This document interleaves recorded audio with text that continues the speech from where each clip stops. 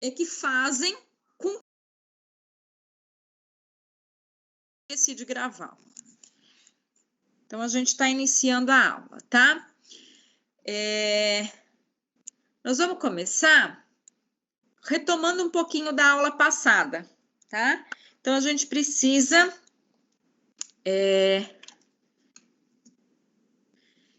lembrar de algumas coisas que a gente estava falando na aula passada, né?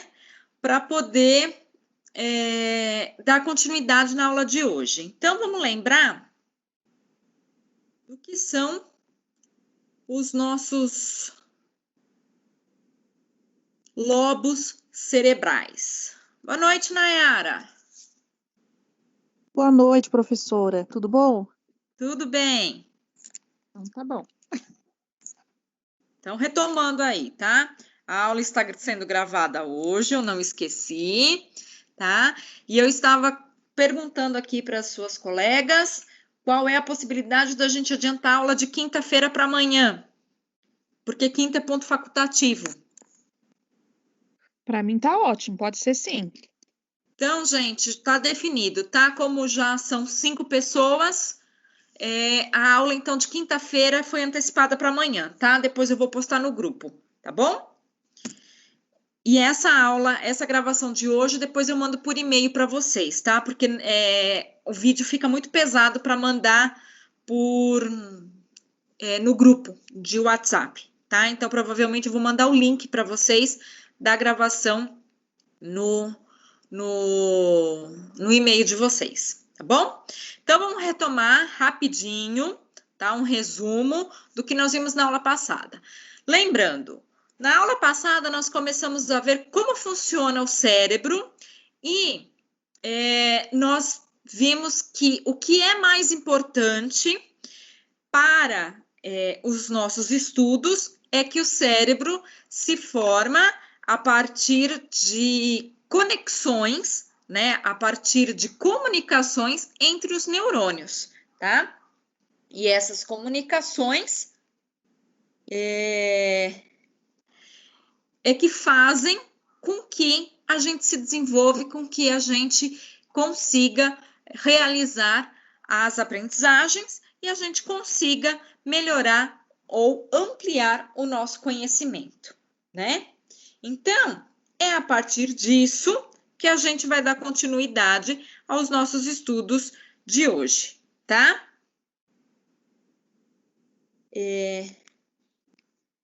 Aí, o que acontece? Lembrando ainda que cada parte do cérebro tem uma responsabilidade diferente, que é o que a gente está vendo aqui nesse slide, tá?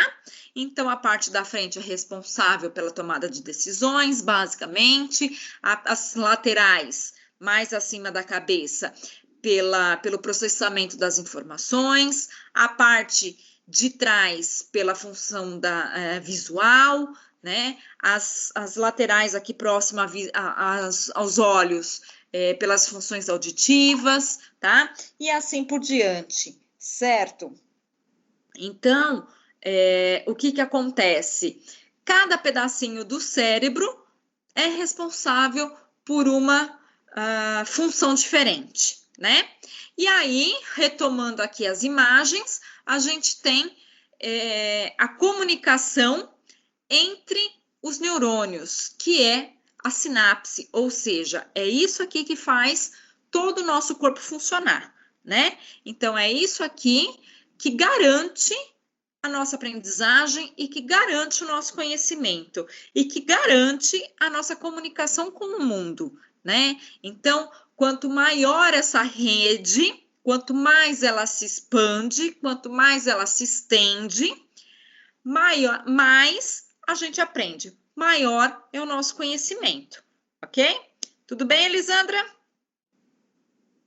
Elisandra entrou, ficou quietinha ali, mas eu já vi que tá... Boa Tudo noite. bem? Boa noite, turma. Tudo bem, graças a Deus. Então tá joia. Boa noite, Li. Eu tô falando rapidinho porque isso é um resumo da aula passada, tá? Sim. E aí, gente, isso foi uma das últimas coisinhas que a gente viu na aula passada, que foi, né, a nossa capacidade de aprendizagem, tá? Então, o que acontece? Dependendo do tipo de atividade que a gente desenvolve, o nosso cérebro aprende, mais ou menos, né?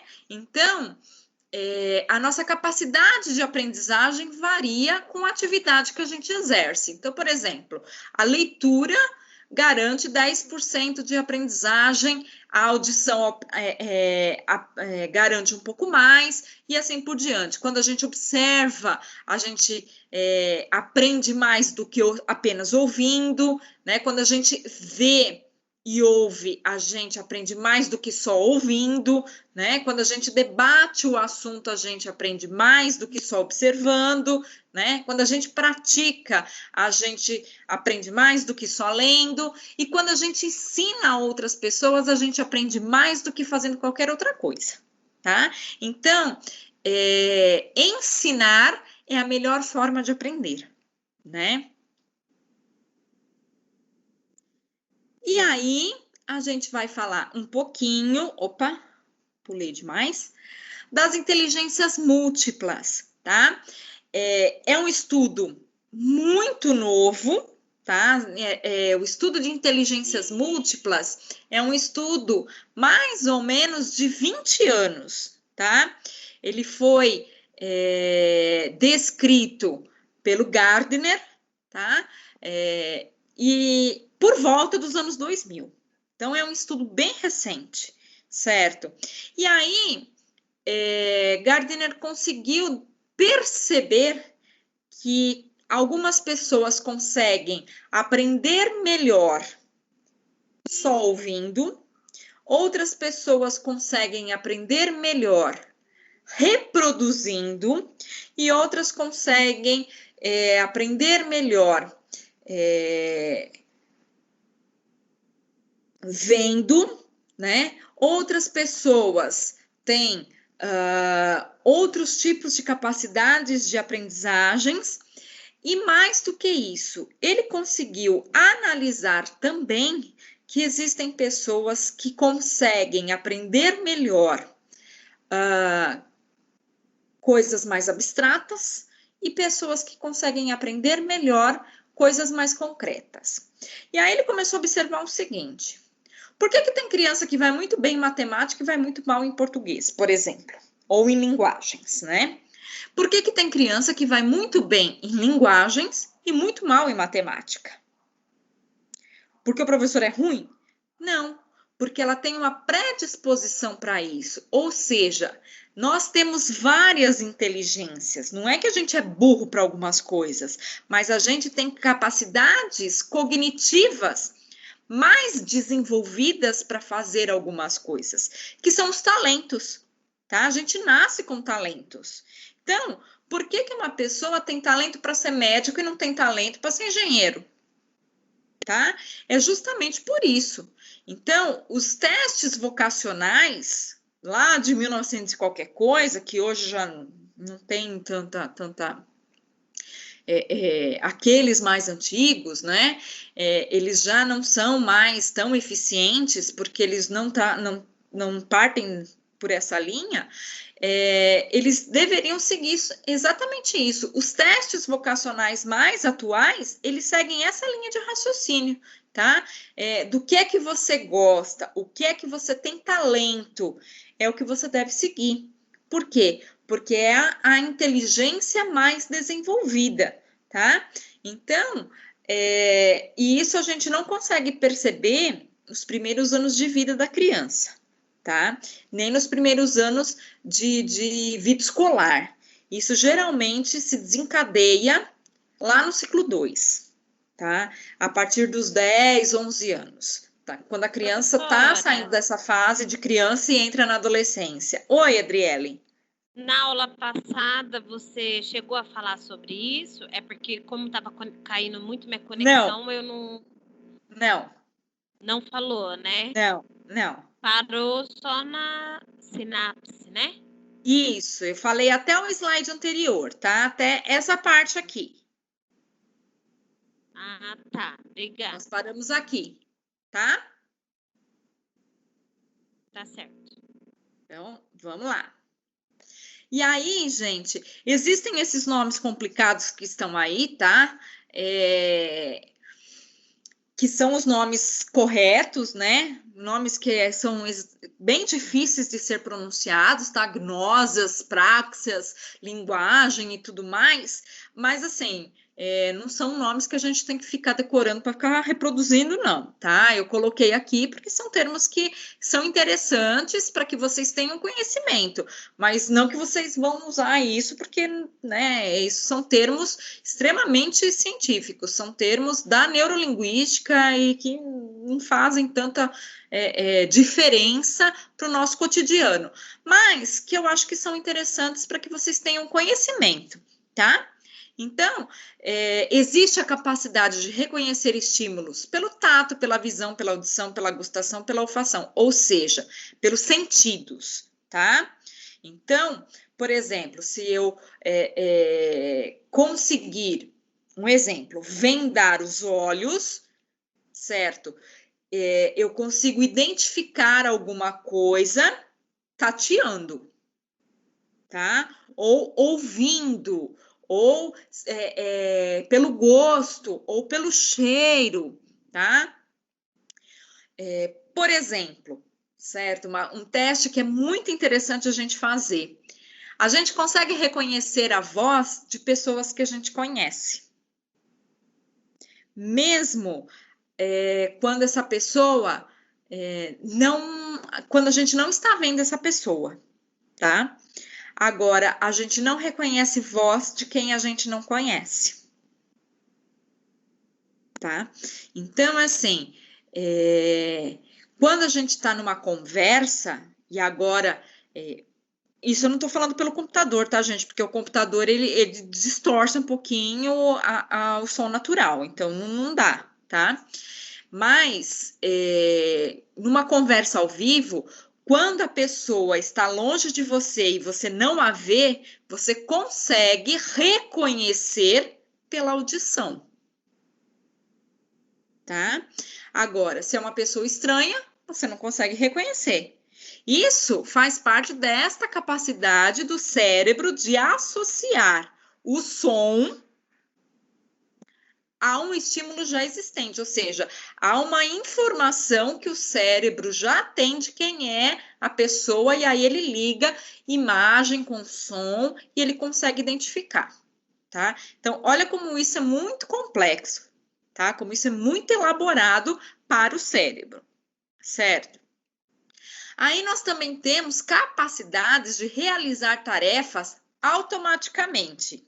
Vocês vão dizer assim para mim, não, eu não consigo fazer nada no automático. Conseguem sim. Por exemplo, nesse momento vocês estão pensando que vocês precisam respirar?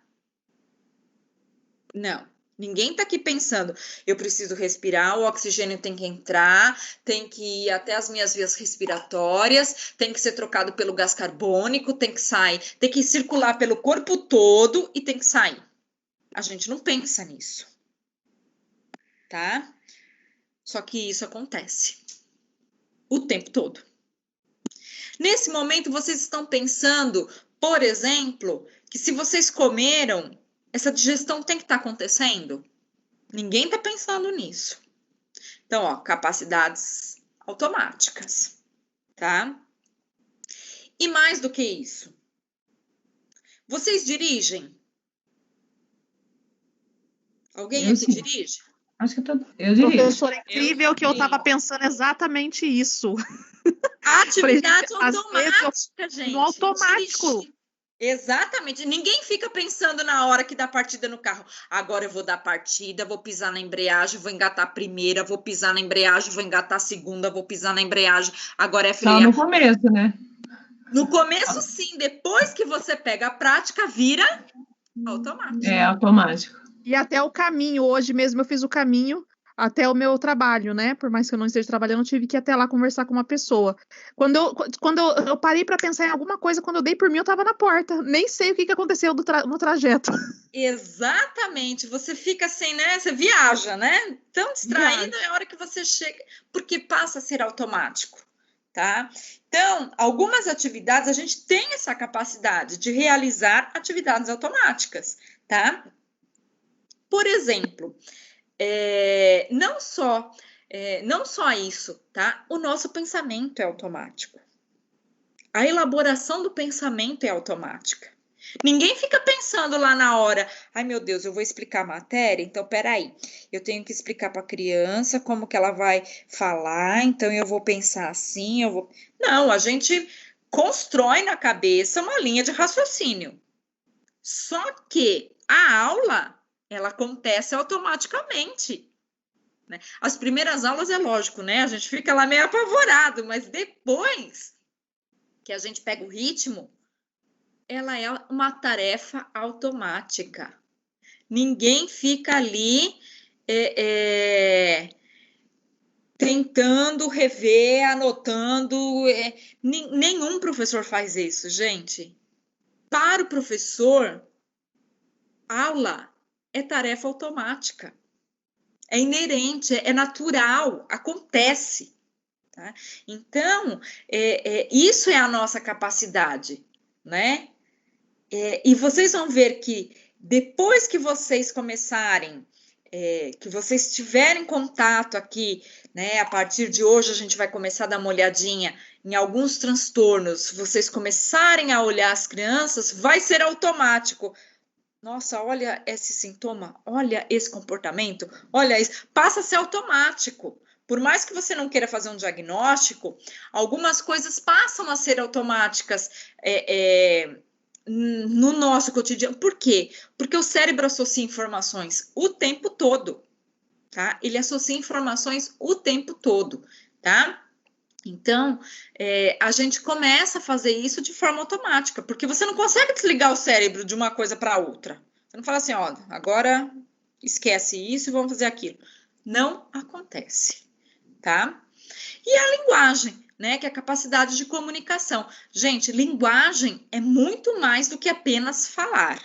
É a construção de uma forma de comunicação, seja ela verbal, seja ela escrita, seja ela apenas visual, tá? A linguagem, a forma de comunicação, ela não é só verbal, tá?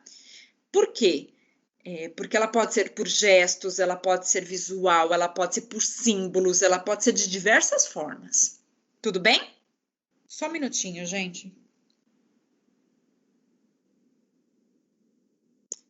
Ai, meu Deus.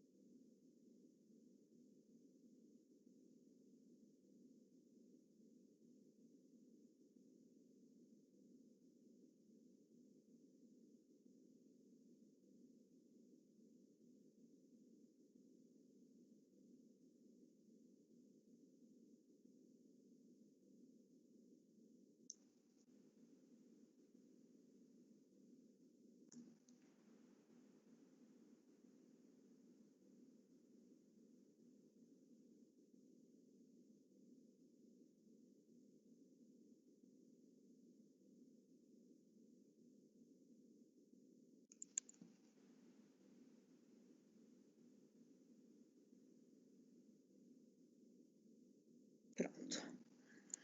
Desculpem, meninas. Tudo bem até aqui? Então, olha lá, gente. As inteligências múltiplas, que é a teoria do Gardner, tá? Ele fala em 10 inteligências.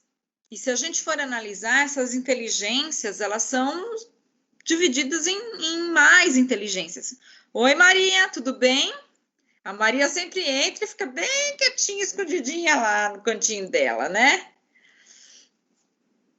Então, o que acontece? Nós temos uma inteligência linguística, tá? Então, vamos começar aqui do livrinho, do vermelhinho pro laranja, vamos no sentido horário, tá, gente?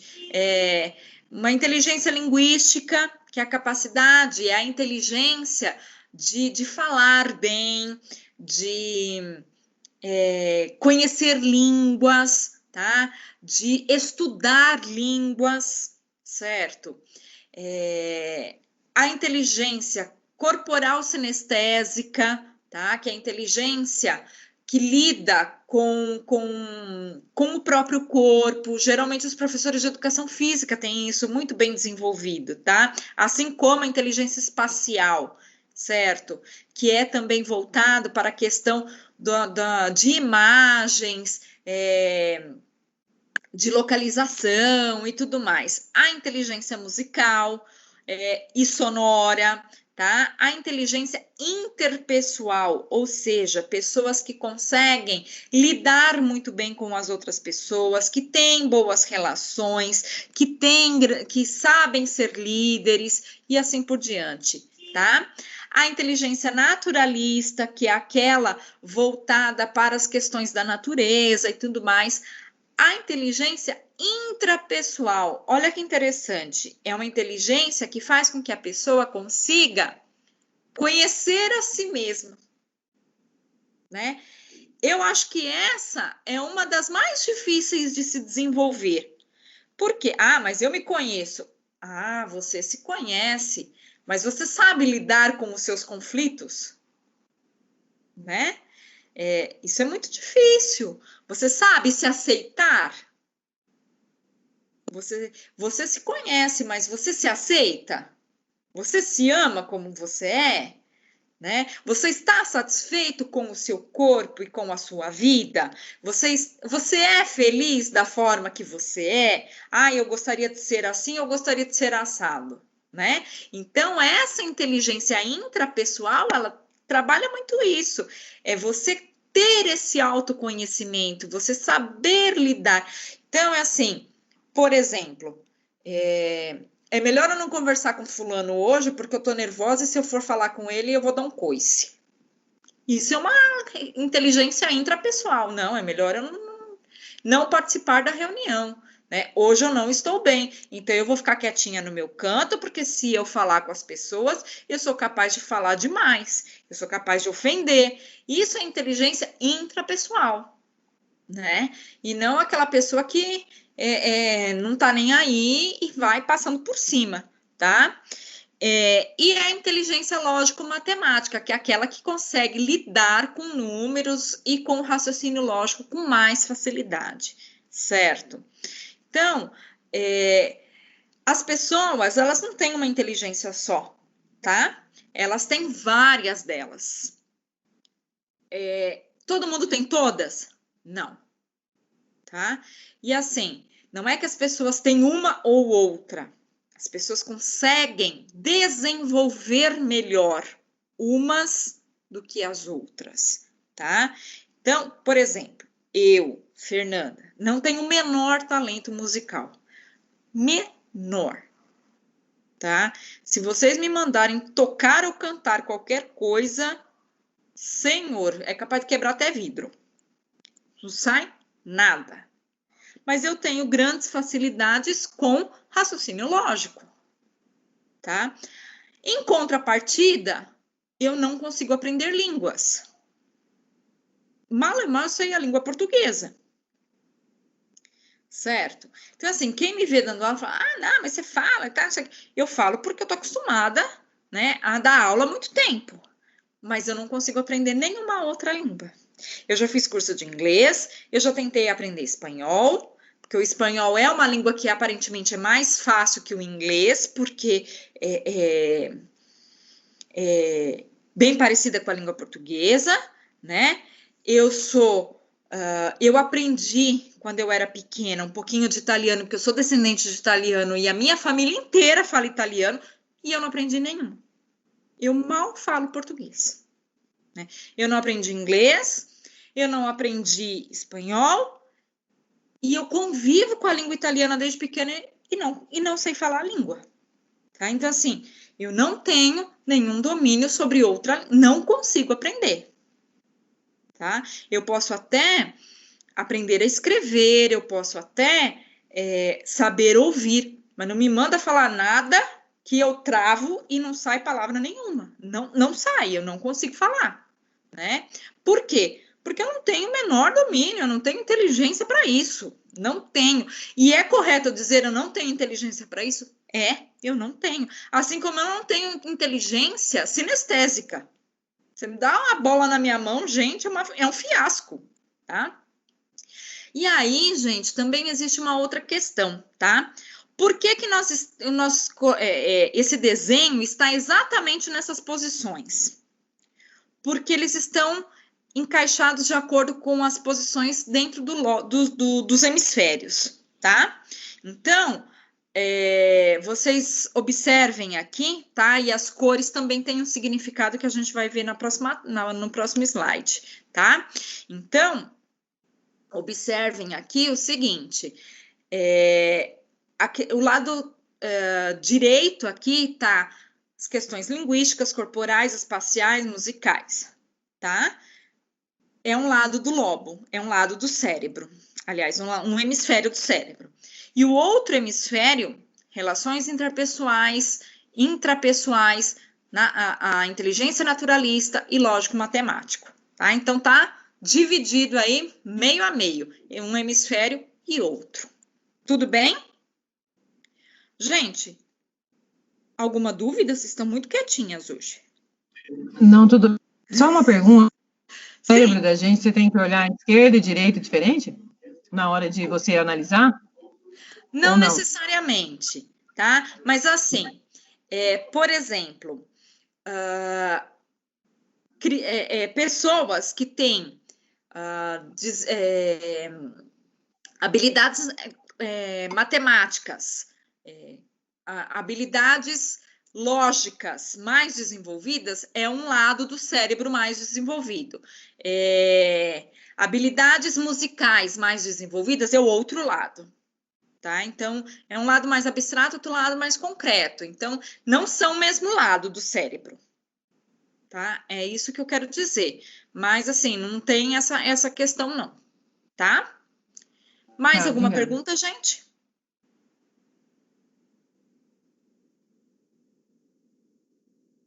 Vou passar, então, para a próxima, tá? Por que essas cores? Porque observem só, esse desenho já é aquele do slide anterior, inclusive, tá? Observem as cores aqui nesse encéfalo, certo? O que a gente consegue perceber? Cada cor diferente aqui é um tipo de inteligência, tá? E aí a gente observa que cada inteligência está guardada ou está armazenada, ou está desenvolvida em uma região diferente do cérebro. Então, por exemplo, olha lá, sinestésico, corporal e espacial são coisas que têm relação. Se eu tenho noção de espaço, eu tenho noção de movimento do meu corpo. Então, ó, é o roxinho aqui, tá, gente? Ui! Bati o dedo, fui pro slide da frente. Então, vocês observem que aquela região de... Em qual slide você tá, por favor? Eu estou no slide que tem uma cabeça desenhada e as inteligências com os quadradinhos coloridos do lado. Inteligências múltiplas do cérebro, principais áreas ativadas, é esse? Isso, slide 7. Tá bom, agora entendi, obrigada. Tá?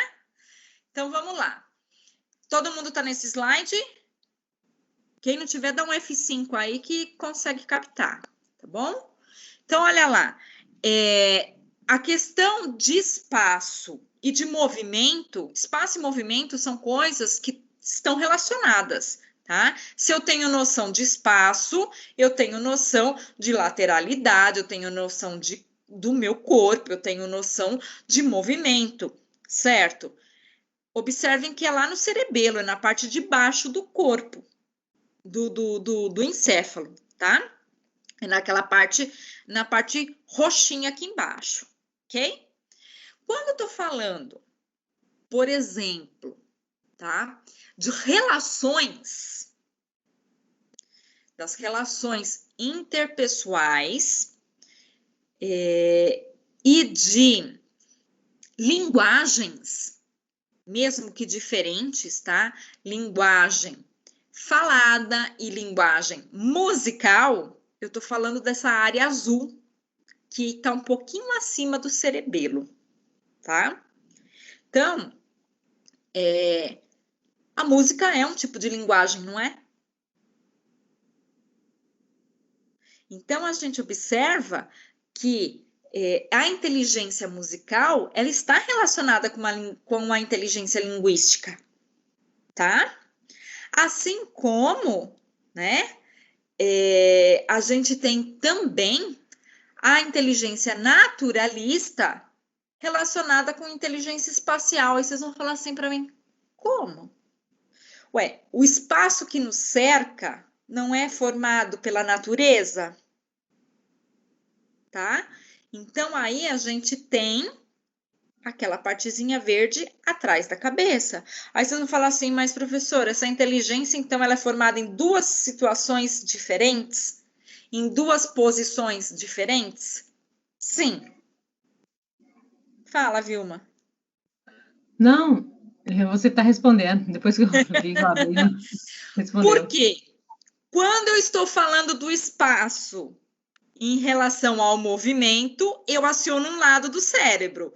Quando eu estou falando do espaço em relação ao ambiente, em relação a espaço geográfico, tá? Relevo, essas coisas, eu aciono o outro lado do cérebro, tá? Então, vejam como é complicado para a cabeça isso tudo. Quando eu falo em relações, intrapessoal e interpessoal, eu estou falando da região cor-de-rosa, tá? Essas relações, elas dependem de uma linguagem para comunicação? Dependem, né? Só que essa comunicação, ela não é exatamente igual à comunicação por meio da música. Então, vocês observam que quando eu falo em comunicação como forma de expressão, eu estou falando igual a musical, que é o azul. Quando eu falo em forma de comunicação entre pessoas, eu estou falando de outro aspecto. Então, aí é outra cor, olha lá. Então, eu aciono outra região do cérebro. Vocês estão vendo como é muito, muito elaborado, né? Quando eu estou tentando analisar o meu comportamento, o eu comigo mesmo, isso é uma questão extremamente lógica. Então, é a relação intrapessoal lógico-matemática, é lá no amarelo, tá? Então, observem como cada situação aciona uma parte diferente do cérebro. Vai depender do quê? Da situação em relação ao ambiente, tá? Isso não significa que, assim, toda vez que eu precisar acionar a inteligência lógico-matemática, vai ser aquela parte do cérebro. Não necessariamente. Depende da relação que eu estou estabelecendo com o ambiente que me cerca, tá? Então, tudo é em relação a quê? Ok? Ficou um pouco confuso uma coisa. Oi. Que eu não captei direito. É assim, você colocou lá, né? A lógico-matemática é... Como que é? Amarelo? Amarelo. Isso. Mas a intrapessoal tem também o lógico-matemático. Isso. Mas, porque intrapessoal é com outras pessoas, não. Não, Mesmo, intra, né?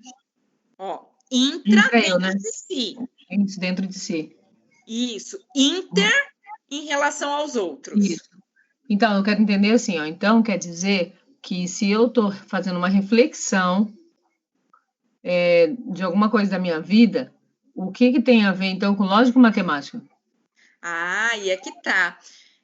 Quando a gente fala em lógica, a gente não está falando só de raciocínio lógico de cálculo, tá? A gente resgata a questão lógica da filosofia. Ah, entendi. Tá? E aí, assim, a lógica dentro da filosofia é o quê? É o estudo do eu comigo mesmo. Tá? Então, assim, o que é a filosofia nesse sentido, né? Eu entender o que é a Sofia, né? É o entendimento do mundo, né? Se a gente for analisar a filosofia lá de Sócrates, de Platão, o que eles queriam entender?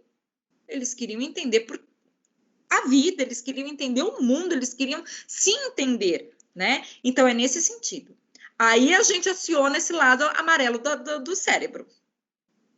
Agora, entendi. se eu quero só fazer uma conta, aí eu não aciono esse lado amarelo, aí eu aciono o outro lado, tá? Aí eu aciono o lado vermelho. Tudo bem? Então, viram como é complicado isso? E é mesmo, tá, gente? Isso aqui não é uma coisa assim, é legalzinho, é simplesinho, é fácil. Não é. Agora, imaginem isso porque a gente já está pegando pronto. Agora, imaginem o cidadão que descreveu isso tudo. O quanto tempo ele levou, né? E o quanto ele estudou para chegar nessa conclusão, né? A gente já está com o desenho até colorido, tá muito fácil, né? E assim, o que eu estou falando para vocês nesse momento é para vocês terem noção de como o cérebro funciona, tá? Não que vocês vão ter que decorar cores, tá bom? Mas para a gente entender como o pensamento e como a construção do conhecimento é extremamente elaborada. Por quê? Porque daqui para frente a gente vai começar a construir o pensamento, o conhecimento em cima dos transtornos e como tudo isso aqui se desconstrói. Porque o transtorno, o que é? Isso aqui que eu estou falando para vocês é o funcionamento perfeito, né? Agora eu vou começar a explicar para vocês como que é o funcionamento quando ele não é perfeito. Então, imaginem as falhas desse processo. Né? E quando isso não dá certo? E quando isso não acontece? E quando a gente tem falha, o que acontece? Acontece autismo, acontece Asperger, acontece déficit de atenção, acontece dislexia, entre outras coisas, que é o que a gente vai estudar a partir de hoje e das próximas aulas. Tudo bem? Vamos seguir em frente? Então, vamos lá, meninas. Então, olha lá, gente. E quando alguns comprometimentos interferem na aprendizagem? E aí? Tá? Existem alguns fatores, gente, que são externos ao sistema nervoso, mas que interferem sim na aprendizagem, tá? Não são o nosso foco, mas é importante que a gente tenha conhecimento deles. Por quê? Porque às vezes a gente acha que o problema está no sistema nervoso, né? E não está. É o que eu venho falando para vocês e falei nas outras aulas, né? Às vezes a mãe quer que a gente faça um laudo, né? A mãe inventa um laudo para uma criança e às vezes o problema é ela ou o problema é outro, tá?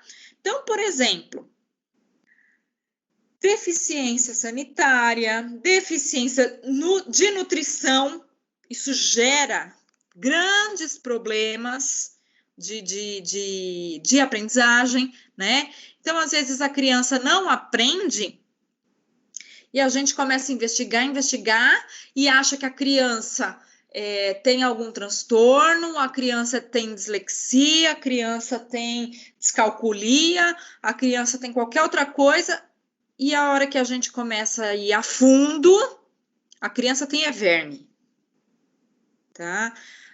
Hoje em dia, isso não é mais tão normal, tá?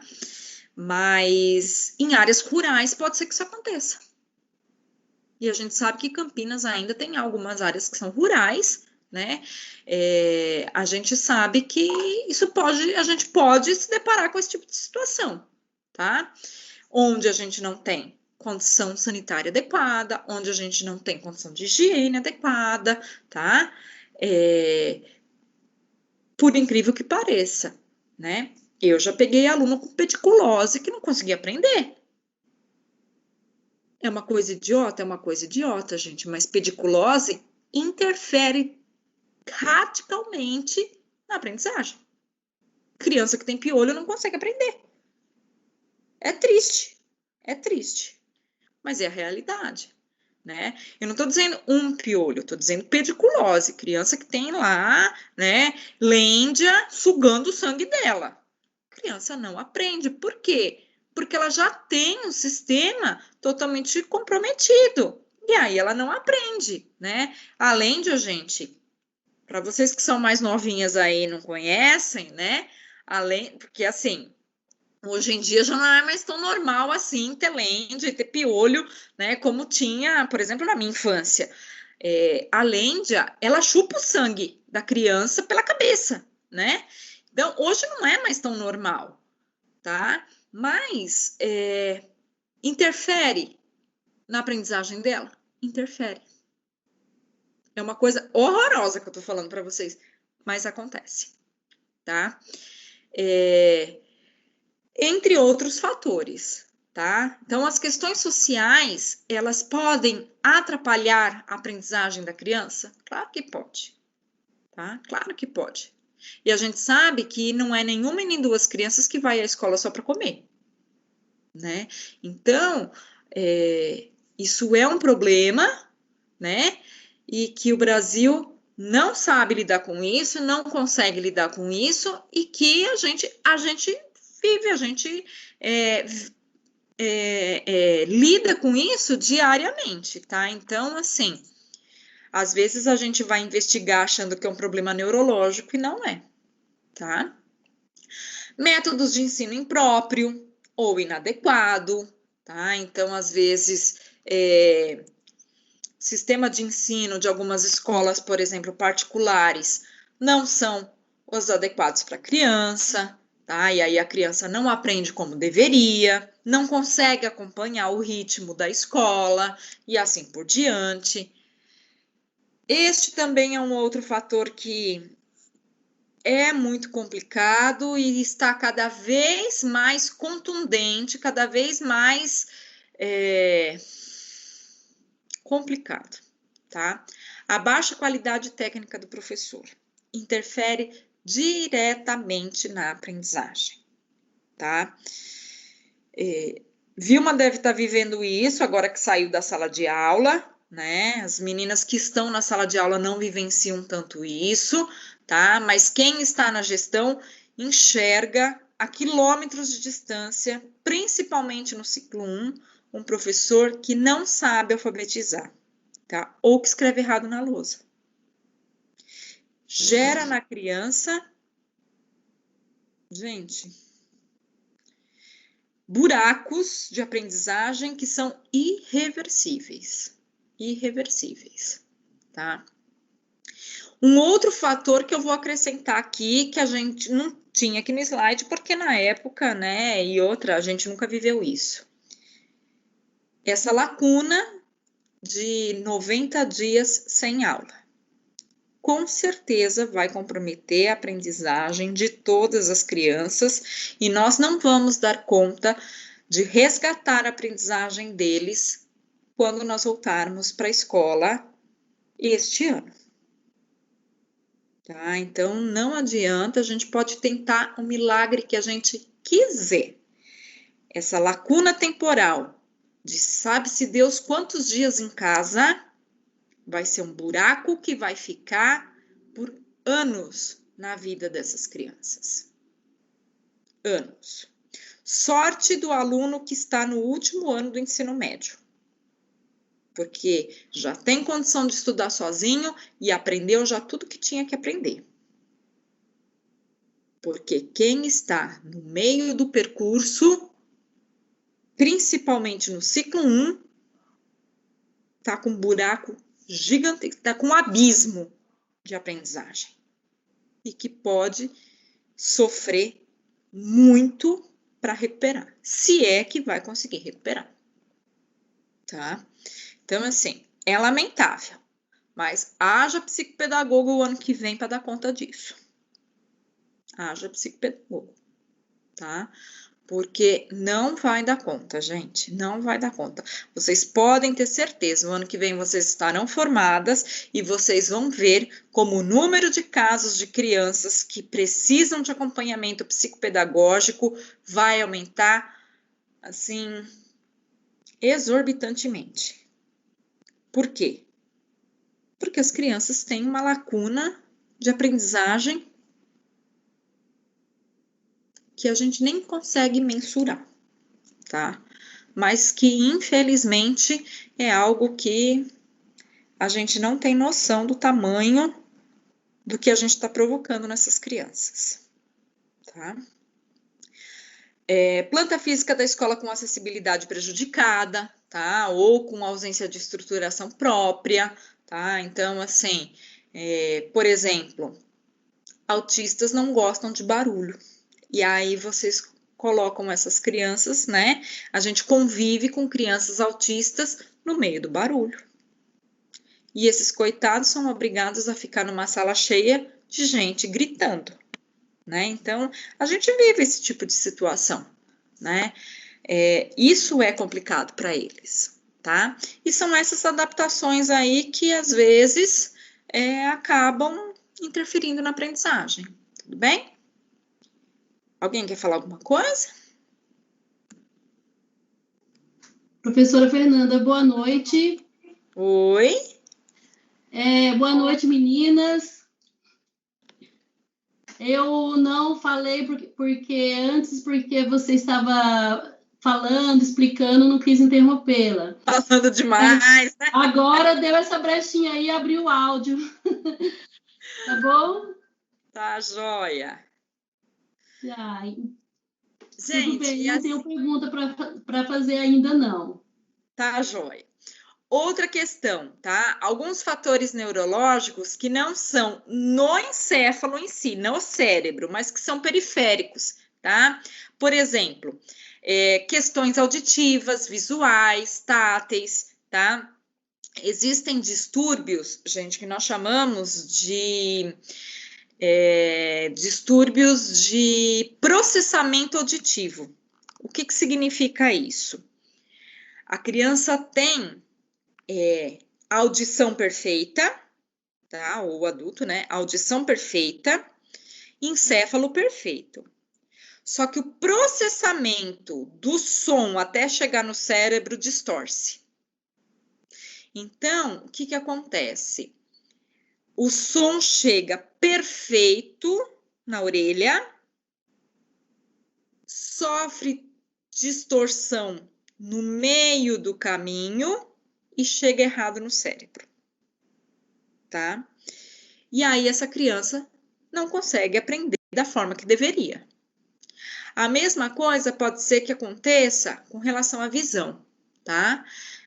Distúrbio de processamento visual, que é, por exemplo, o que acontece na dislexia, tá? O que acontece na dislexia? Você escreve a letra N e a criança enxerga a N, só que ela processa Z, tá? Então, durante os primeiros anos de alfabetização, se a gente não fica muito atento, se a gente não tem esse olhar clínico, né? Se a gente não tem esse conhecimento para perceber e já levar para uma investigação e para um acompanhamento, essa criança ela tem alfabetização comprometida, tá? Ela tem problema no cérebro? Não. Ela tem problema na visão? Não. É no caminho, lá nas sinapses, tá? Então, lá no processamento, lá nas sinapses, nos neurônios, na comunicação entre os neurônios é que está a falha. Então, o que acontece? Existe um comprometimento no caminho, no processo. Por isso que, às vezes, tem um déficit, tá? Tem um distúrbio de processamento e assim por diante. Tudo bem? E os fatores neurológicos centrais, mas que são transitórios, tá? Transitórios é porque podem ser... a gente vai discutir isso com mais calma, né? Transitório é porque vem de transtorno, é porque não é permanente, tá? Carência cultural, pobreza de estimulação precoce. Então, o que que significa isso? Lembra que eu falei para vocês na aula passada, né? É aquele pai, é aquela mãe que quando a criança fala assim, água, o pai corre e dá água para a criança. Teté, o pai corre e dá o leite para a criança e não ensina o vocabulário correto, tá? E aí põe essa criança para ver televisão 24 horas por dia. Por quê? Porque a criança gosta. Não, gente, a criança não gosta. Aliás, você nem sabe se a criança gosta ou não. Mas a criança está sendo distraída por aquela chuva de coisas coloridas que está na frente dela, se mexendo, né? Aquilo chama atenção mesmo, aquele monte de coisa lá pulando na frente dela, claro que chama atenção, né? Mas distrai, faz ela ficar quieta e é o que serve, né? Então, isso faz com que essa criança tenha dificuldade de aprendizagem? Faz. Déficit de atenção. Distúrbios emocionais, tá? Distúrbios emocionais, o que é? Tá? Carência afetiva, o que é? Ansiedade, por exemplo, tá? Tá dentro de distúrbio emocional, entre outras coisas. Crises epiléticas, então, epilepsia, convulsão, isso tá dentro desses comprometimentos, tudo bem? Ansiedade, gente, dentro dos primeiros anos de vida, pode gerar também crises epiléticas, tá? Além de situações permanentes, tá? Que são as síndromes genéticas, ou seja, problemas nos cromossomos, que são permanentes, a deficiência mental, o autismo e paralisia cerebral, tá? Meninos, alguma dúvida até aqui? Não, nenhuma dúvida. Entendi perfeitamente. Muito bem, então é o seguinte, a gente encerra a unidade 2 da nossa apostila, tá? Tudo que falava sobre o bom funcionamento do sistema nervoso, certo? Aqui eu tinha colocado para vocês as duas questões, tá? Da nossa unidade, para a gente discutir, tá? Vocês querem que eu leia as questões para vocês ou vocês preferem depois fazer num outro momento? Vamos fazer, ver quem acerta ou então não tá com tempo? Então vamos lá, eu vou ler a pergunta e vocês vão tentar fazer a resposta aí, tá? Relacione as causas mais usuais de dificuldades de aprendizagem. Fatores fora do sistema nervoso central. Primeiro ponto. Fatores neurológicos periféricos, ou seja, nas extremidades do sistema nervoso, fatores neurológicos centrais transitórios, os transtornos, fatores neurológicos centrais permanentes, ou seja, os fatores que são genéticos, enfim, tá? Síndromes genéticas, deficiência mental, autismo e paralisia cerebral. 1, 2, 3 ou 4? Calma. Calma. Vamos lá, gente, eu não tô achando a pergunta, eu tenho dificuldade. Eu também tenho dificuldade. de responder ouvindo. Eu tenho que ler. Pera, deixa eu achar. Na apostila... Ixi, é que eu tô sem a apostila aqui. É a última página da unidade 2, tá? Eu só não sei agora em que página que tá. Deixa eu ver se eu pego aqui. É uma menininha sentada com a mão no rosto? Não, tá em pé. Página 20, gente. Nossa, eu ia bombar nessa. Você acredita que eu tô... Ó. A menininha sentada com a mão no rosto é a resposta, praticamente. Então é a menininha sentada com a mão no rosto, a resposta. Gente, olha só. Fatores neurológicos, síndromes genéticas, que eu acabei de falar para vocês, estão nos cromossomos, tá? Sim. Deficiência mental, autismo e paralisia cerebral são fatores permanentes. A criança nasce com ele e vai para o resto da vida. Isso. Tá? Então, é item 4. Mas eu entendi que atingir também o sistema nervoso central, algumas por exemplo, paralisia cerebral.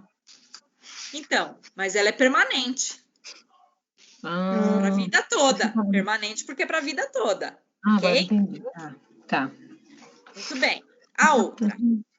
Captação dos estímulos prejudicada, como distúrbios visuais, auditivos ou táteis. Crianças com deficiente visão ou audição necessitam de condições especiais de adaptação pessoal escolar, além da preparação dos colegas para aceitação do déficit e valorização das demais capacidades existentes. Vocês acham que essa captação de estímulos prejudicada, olha só, é 1, 2 ou 3, porque o 4 já foi. Na verdade, não é transitório, porque pelo que eu vi aqui, ela tem deficiência, então não é transitório, porque se colocar um óculos, por exemplo, aí fica sendo transitório? É periférico. Lembra que eu falei para vocês? É aquela questão de que a captação da informação, o caminho, o percurso é que tem o distúrbio. Tá? Tá certo. Gente, professora, eu tô com dificuldade de responder porque eu não tô achando o slide, você acredita? E eu só ouvindo não funciona. Da F5, quem sabe aparece o slide de novo? Professora, eu também não estou vendo. Eu andei até imprimindo a apostila e você falou que é a unidade 2? Isso. Não. Tá na página 20 da apostila, gente. Página 20. Página 20. Página 20. Isso. Aqui tá dando para mim a página 12 no celular. Mas na aula, avaliando a unidade 2. Isso. Aí tem lá, relacione as causas mais visuais de dificuldade de aprendizagem. Isso. É porque é o slide que está aparecendo aqui na tela, mas na apostila é a página 20. É isso mesmo. Entendi. Vamos para a próxima? Carência cultural, pobreza de estimulação precoce. Lembra que eu falei? Aquela mãe que não deixa a criança se desenvolver, que dá tudo pronto. Privação lúdica, põe a criança na frente da televisão. Déficit de atenção, distúrbios emocionais. Isso é o quê? Fatores fora do sistema nervoso central? Isso. Isso, muito bem. Tá vendo, gente? Eu na página certa, eu sou inteligente. E aí, você é inteligente, sim. deficientes, condições habitacionais, sanitárias e tudo mais, também é fator fora do sistema nervoso central, tá bom? Vamos para a próxima. Próximo slide 13, segundo exercício. Ainda na apostila, a mesma página que não coube aqui no mesmo slide. Podemos afirmar que a inteligência de uma pessoa está relacionada à quantidade de... Agora aqui é colocar xizinho, alternativa. Alternativa A, quantidade de informações que consegue armazenar. Alternativa B, quantidade de neurônios e dendritos medidos em exames. Alternativa C, quantidade de conexões que os neurônios estabelecem entre si. Ou seja, conexões, sinapses. Quantidade D, ações que consegue realizar simultaneamente. E letra E, conexões que os dendritos estabelecem entre si via neurônios. Qual que é? Quantidade de sinapses. Muito bem, meninas. Graças a Deus. Estou aprendendo. E a última questão, antes da gente dar uma paradinha. Qual a relação das sinapses com os transtornos de desenvolvimento?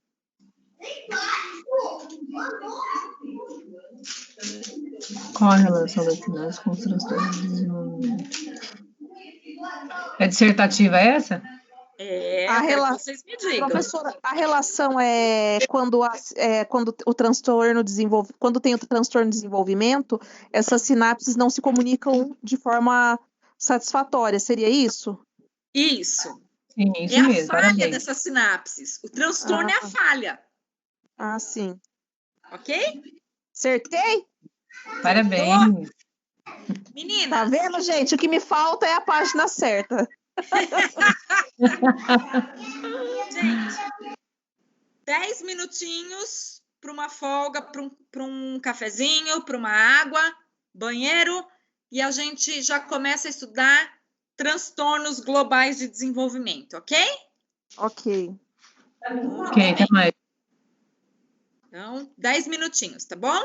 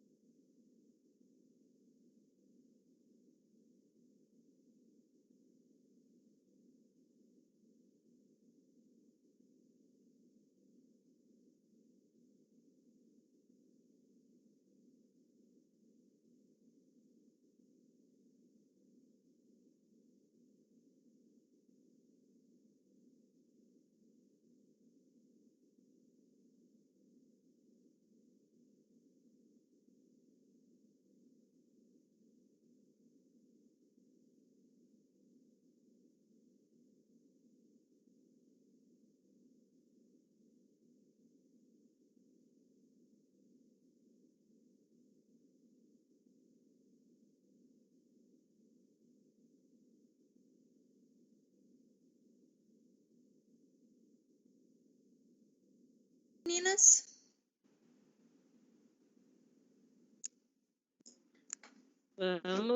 Vamos lá. Vamos. Então, assim a gente acaba mais cedo também, né? Tá. Bom, unidade 3, tá? Da nossa apostila. A gente entra, então, agora nos transtornos globais de desenvolvimento, tá? Então, a gente vai ver o que são esses transtornos, certo? O que são transtornos globais de desenvolvimento? Também conhecidos como TGD.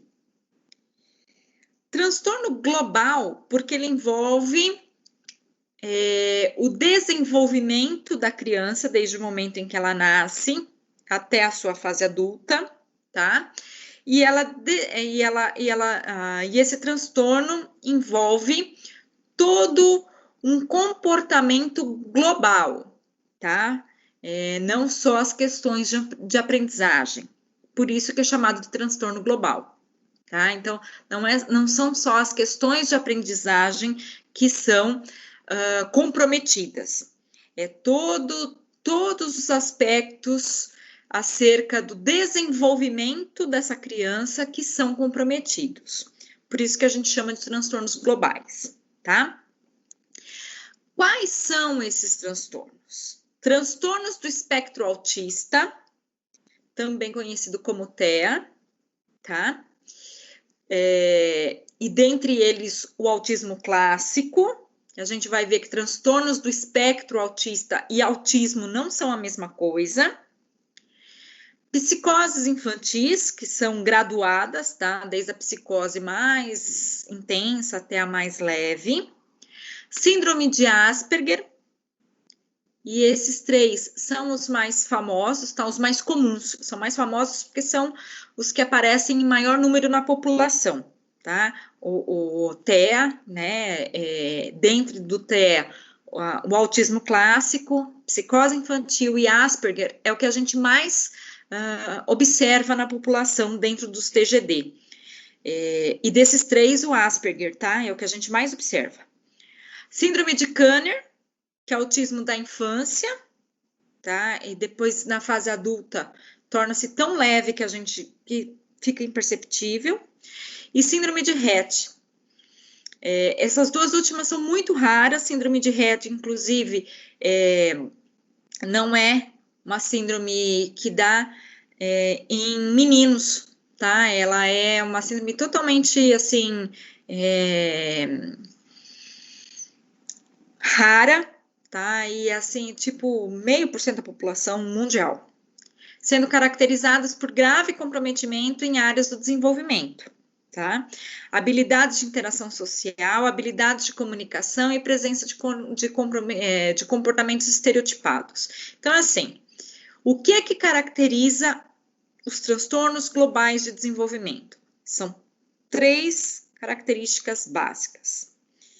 Interação social, então, são crianças, principalmente, tá, gente, que não conseguem interagir com os outros, ou que têm inabilidade para isso, tem dificuldade de interagir com os demais. Pessoas que têm dificuldade de comunicação e comportamentos estereotipados, ou seja, algumas características que são, inclusive, repetitivas, tá?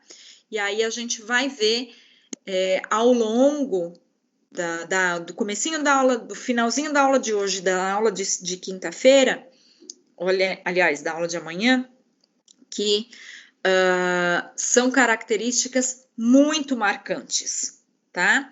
E que, assim, a gente bate o olho e já percebe, certo?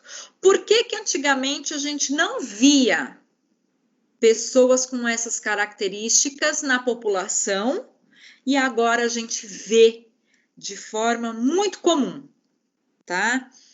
Por que que os autistas estão na moda, né? Todo mundo agora resolveu ter um autista na família, né? Parece que é assim, parece que agora tá na moda, né? Todo mundo resolveu defender autista tá na moda e por aí vai. Porque o autismo, gente, tá? que é assim a forma extremamente severa da doença, ele era motivo de vergonha para as famílias, porque o comportamento do autista, além de todos os comportamentos aí, é agressivo, tá? Então é uma criança que não conversa, é uma criança que não quer falar com ninguém, que nem olha para as pessoas, tá? Ela não tem o hábito de olhar no olho das pessoas, que faz, que tem comportamentos repetitivos, tá? Que conversa com as próprias mãos, né? Que baba, tá? Então, assim, é uma criança que não tem um comportamento normal e bonito para os outros. Então, aos olhos dos outros, não era bonito de se ver, então tinha que ficar escondido. Era motivo de vergonha para muitas famílias, tá? Então, hoje em dia, né, graças a todo um trabalho social, né, desmistificou-se essa questão, mas autismo já foi motivo de vergonha de inúmeras famílias, tá? Inclusive, a Sociedade Amigos do Autista, durante muito tempo, faz um trabalho aqui no Brasil de aceitação do autista na sociedade, tá? Muito antes das leis federais que a gente já estudou e tudo mais, tá? Porque pessoas autistas não eram consideradas pessoas que pudessem ser inseridas em sociedade, tá? Porque o autista nem sempre é uma pessoa dócil, diferente de uma pessoa que tem síndrome de Down, tá? Só pra gente... Falando só rapidinho uma coisa. Eu tenho uma amiga que ela tem um filho autista que foi, como ela tinha grana na época, ficou em um lugar, na escola, sabe quando a pessoa fica no internato? Acho que é internato o nome. Uhum. E aí a situação ferrou, tal, ele já tinha uns 17, 18 anos. Nossa, que situação horrível, gente. Ele quebrou a mesa. Numa das conversas que eu tava com ela no telefone, ele ficava pão, pão, pão, pão. E aí, quando veio, ela xingava, ela odiava, ela falava cada coisa absurda, porque ela não conviveu com ele. E eu achei, assim, muito complicado mesmo. Até quando você falou, tá na moda, mas pode ser o autismo leve, porque daquele jeito ali, meu Deus do céu, é horrível mesmo, viu, de se trabalhar com criança assim. O autismo clássico, ele é muito difícil de lidar, tá? É muito difícil mesmo. E assim, geralmente o autista clássico, ele não gosta nem de sair de casa. Ele não gosta de sair de casa. Não é que ele não sai de casa porque ele não gosta de sair de casa, ele não gosta de ver outras pessoas, inclusive pessoas da família. Por quê? Nós vamos ver, gente, que o autista, ele não tem essa noção de vínculo afetivo, tá? Ele não tem essa noção de que é meu pai, então eu amo, é minha mãe, então eu amo. Ele não tem isso, tá? Ele não desenvolve esses vínculos. Então, assim, lidar com autista não é fácil. Lidar com síndrome de Asperger é uma coisa. Lidar com autista é outra, tá? Então, é muito difícil lidar com autista, muito difícil mesmo. O autismo severo, ele é muito complicado, gente, muito complicado mesmo, tá? Então, é uma criança que, assim como a psicose, então, assim, um dos grandes problemas do TGD é essa insensibilidade, tá? São crianças, tanto a psicose quanto o autismo, são crianças que não desenvolvem essa questão do amor ao próximo, tá? Eles não têm essa noção. E não é porque eles não querem, eles não têm essa sensibilidade. Então, para eles, eu sou sua mãe, eu te amo, não significa nada, nada. Se você falar que é a mãe, se você falar que é o vizinho, a relação, o sentimento dele é exatamente o mesmo, tá? São duas pessoas que ele pode não querer ver e que ele pode tacar pedra e tacar o que ele vê na frente, tá? Então, assim, é muito difícil lidar com o autista, muito difícil mesmo. Imagine inserir uma pessoa dessa na sociedade, né? Então, é realmente complicado, né? A gente sabe que eles têm direitos legais, só que a gente também sabe dos problemas desses transtornos, né? E dessas deficiências todas. Não é tão simples quanto a gente acha que, ai, que lindo, gente, então, olha que bonitinho, olha, agora faz parte da sociedade, olha que graça. Não é tão simples assim, tá? Gente, conceituando para a gente não esquecer o que é doença, o que é transtorno, o que é síndrome, tá? São coisas bem diferentes. Doença. Doença é ausência de saúde, tá? Isso segundo a OMS, Organização Mundial de Saúde, que agora é uma organização que está na moda por conta da Covid, enfim, né? Segundo a OMS, doença, ausência de saúde. Então, quando eu não estou saudável, eu estou doente, tá? Tem sintomas específicos, e é um estado, ou seja, passageiro. Assim que eu consigo acabar com os meus sintomas, eu garanto o meu estado de saúde de novo e eu acabo com a doença. Ponto. Tá? Ou não, né? Algumas doenças são incuráveis, como é o caso da Covid, certo? Mas doença é algo que é um estado. Eu não estava doente e um agente patológico, o coronavírus, me infectou e eu passei a ter Covid, eu passei a ficar doente, tá? Isso é doença. Transtorno é um estado de alteração da saúde, ou seja, eu não pego, não é contagioso, tá? É uma alteração do organismo e não é doença. Deu para entender a diferença? Então, doença é transmissível. Alguém passou a doença para mim, tá? Ou algum agente patológico passou, me infectou, e aí eu fiquei doente, certo? Agora, transtorno. Eu desenvolvi esse estado de alteração do meu organismo. E eu desenvolvi ao longo da minha existência, ou seja, dentro do útero da minha mãe, ou depois que eu nasci, enfim. Ao longo da minha existência, eu desenvolvi essa alteração, essa anormalidade. Síndrome é um conjunto de anormalidades, de no mínimo 5 sintomas. Síndrome de Down tem 5 fatores que determinam que é síndrome de Down. Síndrome de Tourette, são pelo menos 5 fatores que determinam. Síndrome de Asperger, são pelo menos 5 fatores, tá? Autismo também é síndrome? Também, porque tem mais de 5 fatores. Então, tudo que passa de 5 fatores é chamado de síndrome, tá? Então, são alguns termos médicos, tá? Que a OMS determina, tá certo? Só para a gente poderia colocar um exemplo no transtorno, para a gente pensar, porque estou confundindo um pouco o transtorno. Transtorno de déficit de atenção, por exemplo, tá? Tá. Ou transtorno bipolar. Uhum. O cérebro funciona normalmente, só que uma falha nas sinapses faz com que, ou seja, uma alteração da saúde das sinapses, as sinapses não funcionam de forma adequada, e aí essa pessoa desenvolve esse transtorno. Entendi. Tá? Geralmente os transtornos são mais mentais, tá? Geralmente, tá bom?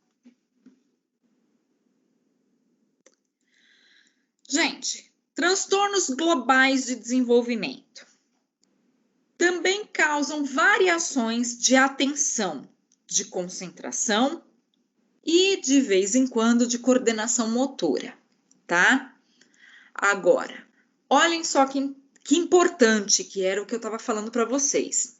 Causam mudanças de humor sem causa aparente. Então, a criança está muito bem e, de repente, ela fala, vamos embora porque eu cansei. E é em 2 minutos que isso acontece. Acessos de agressividade são comuns em alguns casos, principalmente no caso do autista ou do psicótico, tá? O Asperger não tem tanto isso. E as crianças apresentam seus interesses de maneira diferenciada e podem fixar a sua atenção em uma só atividade. Então, por exemplo, ela quer desenhar e ela passa o dia desenhando. Ela passa horas desenhando. E aquilo para ela vai e vai. E ela perde a noção do tempo. Ela fica ali, ó. Ou ela fica olhando um objeto. Simplesmente. Por horas. Fica lá olhando. Tá? Sem sequer ter a capacidade de pegar aquele objeto e mudar de posição. Ela fica só olhando aquilo, ó. Horas e horas, tá? Em alguns casos, o TGD chega a ser até imperceptível. Mas em outros, é altamente comprometedor, tá? Tornando a vida social do indivíduo totalmente isolada, que era o que eu estava falando para vocês. Tá? Então, assim, existem pessoas que estão, inclusive, inseridas no mercado de trabalho. Eu já trabalhei com pessoas que têm Asperger, tá? E, assim, pessoas que têm vida normal. Pessoa que prestou concurso público, passou, se efetivou e está lá trabalhando, tá? Em compensação, eu conheço pessoas que eu descrevi para vocês, que precisam ficar isoladas, porque senão taca o que tem na mão até na mãe, tá? Por quê? Porque não entende essa relação, esse vínculo afetivo, tá bom? E aí, assim, gente, por que eu coloquei esse quadro para vocês, tá? Inclusive, tá lá na apostila, tá bom? Porque, assim, o que é o CID-10, o que é o CID-11, tá? Existe uma classificação de doenças que é internacional, certo? De acordo com a OMS. Hoje, a gente trabalha com o CID-10, tá? Que é o Código Internacional de Doenças. Só que em 2018 foi aprovado o CID-11 e a partir do ano que vem começa a vigorar o CID-11. Então, essa nomenclatura que existe aí no CID-10, ela vai deixar de existir, tá? E aí, por que é importante a gente acompanhar essa nomenclatura? A gente tem que saber os números na cabeça, porque se chegar um laudo na escola, a gente tem que saber os números? Não, não é isso não, tá? Mas a gente precisa ter ideia de como as doenças, lembram que a gente viu lá na primeira aula, por que as doenças vão mudando de nome, tá? Isso é importante. Então, olha só, F84 é caracterização de transtornos globais de desenvolvimento hoje. A partir do ano que vem, não tem mais essa nomenclatura, tá? Passa a ser, todos eles passam a ser TEA. O que é TEA? Transtorno do espectro autista. Sem DI, ou seja, sem deficiência intelectual, com deficiência intelectual, sem deficiência intelectual com prejuízo de linguagem. Então, observem como mudou a nomenclatura. Outro transtorno do espectro autismo especificado, transtorno de espectro do autismo não especificado, né? Então, observem como as nomenclaturas mudam de acordo com o vocabulário internacional, tá? Então, isso aqui não somos nós que decidimos, não é o Brasil que resolveu mudar de nome. Isso é internacional. Então, observem que, olha, por exemplo, F84.2, síndrome de Rett. No CID-11 não aparece mais. Tá? Essa nomenclatura já caiu. F84.5, síndrome de Asperger. Já não aparece mais no CID-11. Então, assim, eu falar que uma pessoa tem síndrome de Asperger, eu falo porque é assim que eu conheço a doença, mas a nomenclatura correta já não é mais essa. tá? Então, eu coloquei aqui para vocês terem uma noção de como os médicos vão passar a laudar as crianças. Por quê? Porque eles não vão escrever no laudo, eles vão pôr os códigos, tá? Então, vocês vão receber na escola um documento com um número. E aí, vocês vão ter que ficar caçando que nem um bando de doido, o que é isso? E agora que a gente decorou que todas as doenças mentais começam com F, no CID-11 já não começa mais, né? Nós levamos alguns anos para descobrir que todas as doenças no CID-10, que são mentais, começam com F. Agora já não mais, tá? Então, a gente precisa entender agora esse CID-11, tá? Então, o que vai acontecer? Pode ser que no ano que vem ainda a gente receba laudos de acordo com o CID-10 e de acordo com o CID-11. Mas, ao longo do tempo, a gente já não vai mais receber, por exemplo, um número F84.5, tá? E o médico, ele não tá nem aí se a gente consegue entender o que está escrito. Ele coloca o código. E a gente que se vire para traduzir, tá? Então, e aí a gente vai colocar esse número novo aí na internet, não vai achar, porque o CID-11 ainda não tá, né, não é popular, né? Então, por isso que eu coloquei para vocês, tá bom? Para a gente poder começar a ver, né, as diferenças, tá? Então, tudo virou TEA, tudo virou transtorno de espectro do autismo. Agora, com DI, sem DI, com prejuízo de linguagem, sem prejuízo de linguagem e assim por diante. Tudo bem? Então, vamos lá. Professora? Oi. Pode falar, alguém começou a falar primeiro. Não, quem ia falar era eu mesma. Ah, tá. Então, como relacionar do CID-10 para o CID-11, as doenças? Como fazer a relação? Então, você viu que não tem relação nenhuma, né? Nenhuma. Nenhuma. Como você saber que tem a criança está com síndrome de Asperger?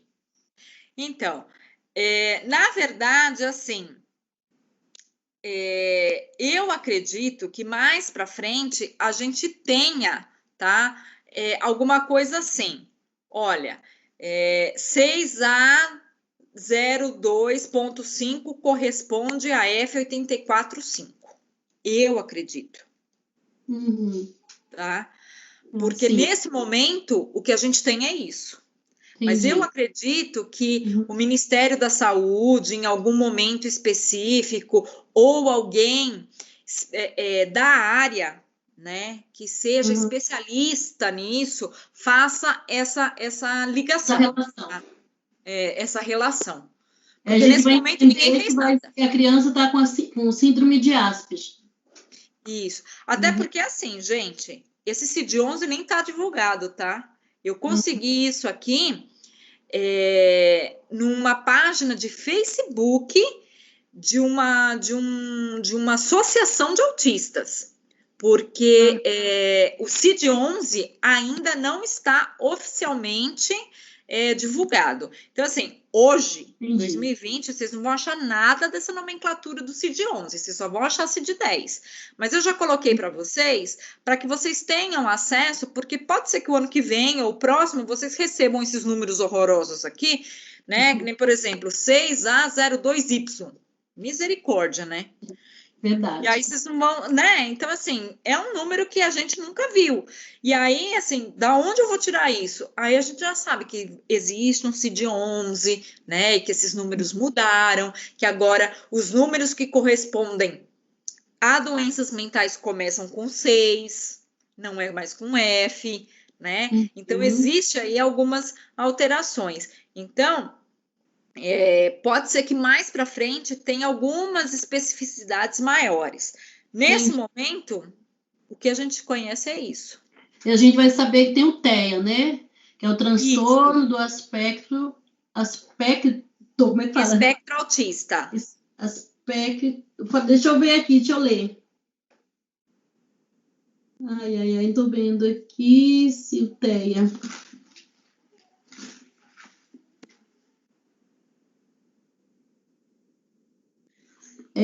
Sim.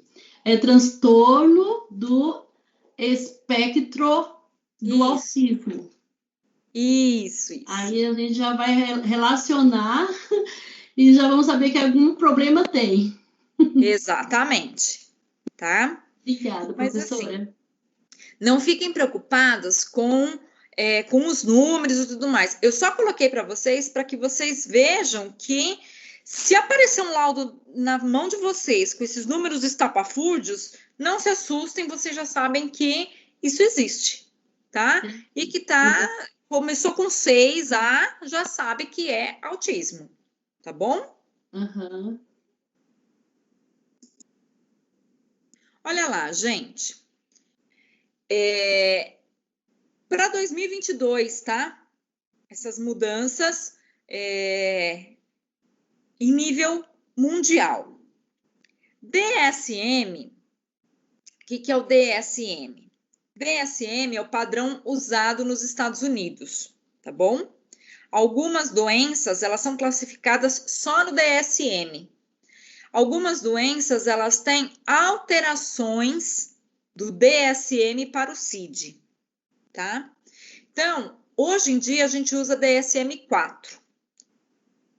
A partir de 2022, vai se passar a usar DSM-5. CID-10, a partir do ano que vem, é CID-11, tá? Então, a partir de 2022, a gente tem DSM-5, CID-11. Não é mais DSM-4, CID-10, tá? Por exemplo, transtornos de déficit de atenção. Não se acha no CID-10. Aliás, não se acha no CID. Não existe laudo para transtorno de déficit de atenção com número de CID, tá? Então, assim, por exemplo, eu vou ao médico, a minha neuro conseguiu fazer o meu laudo. Ela vai colocar o número do meu CID? Não, porque não existe. Tá? Não existe número de CID na minha doença. Doença não, porque eu não tenho doença, tenho transtorno. Né? Ela vai colocar o quê? Número de DSM. Só que aqui no Brasil, número de DSM não tem validade. Eu não consigo, por exemplo, tirar uma licença porque eu tenho déficit de atenção. Por quê? Porque no Brasil você só consegue tirar licença médica se você comprovar com o número de CID. Tá? Então, existem esses problemas. Certo? Então, olha lá. DSM-4, existe o termo transtorno autista, transtorno de Rett, transtorno desintegrativo de infância, síndrome de Heller, demência infantil, psicose desintegrativa, transtorno de Asperger, transtorno invasivo do desenvolvimento sem especificação. Quando passa para DSM-5, o nome já não é mais transtorno global de desenvolvimento, já passa a chamar TEA, tá? E aí passa nível 1, nível 2 e nível 3. No CID-10, a gente tem F84 para TGD, F84.0, F84.1, F84.2, F84.3. Aqui estão as relações, tá, Maria? Que dá para a gente entender mais ou menos. Tô vendo. Tá? Uhum. Mais ou menos. E aí, no CID-11, os F84 passou a ser 6A02. Tá? Não sei se é 0 ou se é O, tá, gente? Não sei dizer para vocês.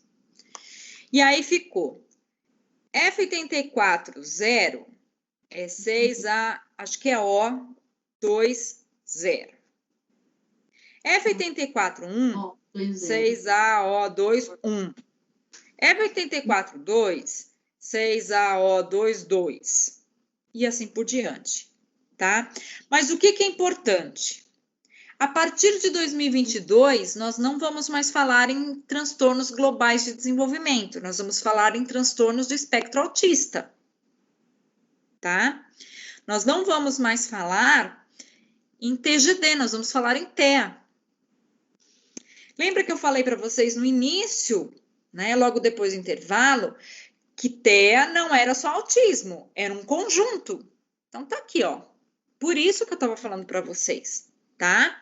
Porque TEA envolve mais de uma anormalidade, não só o autismo, tá? Tá envolvendo todos os transtornos que hoje nós conhecemos como globais de desenvolvimento, mas que daqui 2 anos nós vamos classificar como transtornos do espectro do autismo, ou seja, a psicose infantil, o Asperger, vai estar tudo enfiado aí dentro, tá? Por quê? Porque vai ser tudo transtorno do espectro do autismo, leve, com comprometimento intelectual, sem comprometimento intelectual, com comprometimento da linguagem, sem comprometimento da linguagem. Então, assim, ficou mais difícil de entender os nomes, mas são as mesmas doenças, só mudaram de nome, tá?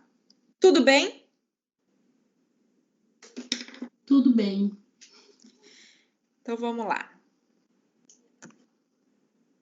Gente, ó lá. Transtornos do espectro autista é um conjunto de transtornos, tá? Ó, hoje, eles são considerados transtornos desintegrativo da infância, o transtorno de Rett, autismo e o Asperger. Tudo isso forma o TEA, tá? O que falta aqui para contar no TEA? A psicose infantil, que a partir de 2022 também vai colocar aí junto, tá? Então, assim, mais uma vez eu falo para vocês, são caracterizados pelo quê? Anormalidades de interação social, de comunicação e comportamento repetitivo. Essas são as 3 características básicas desses transtornos. Como é que eu identifico uma criança autista? Com esses 3 comportamentos, tá? Inabilidade de interação social, de comunicação e comportamento repetitivo. Então, se eu pego uma criança, chegou na escola, na mão de vocês lá, pré-escola, 1º ano, 2º ano, vocês estão investigando como é que essa criança, vocês nunca viram essa criança na vida, 1ª semana de aula, a criança não fala com ninguém, não olha nos olhos, você vai conversar com a criança não te olha, tá? A criança não conversa com nenhuma outra criança, a criança não brinca com os colegas. E tem comportamento repetitivo, ela faz exatamente a mesma coisa durante o período todo que ela está na escola. O que significa isso? Ela fica, por exemplo, com o lápis na mão, assim. Por exemplo.